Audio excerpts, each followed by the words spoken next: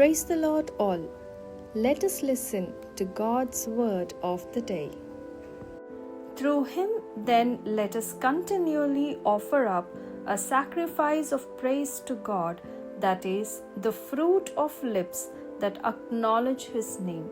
Hebrews chapter 13 verse 15. ఈ దినపు దేవుని వాక్యము.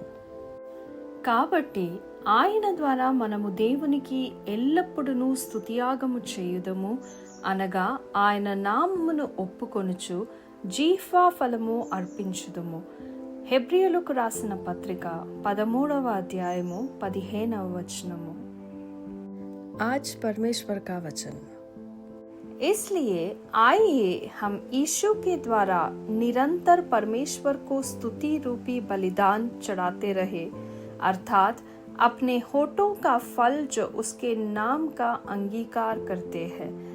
इब्रानियों 13वा अध्याय 15वा वचन. ഇന്നത്തെ ദൈവവചനം.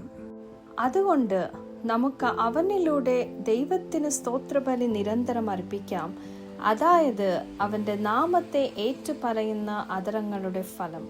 എബ്രായർക്ക് എഴുതിയ ലേഖനം 13:15 വാക്യം.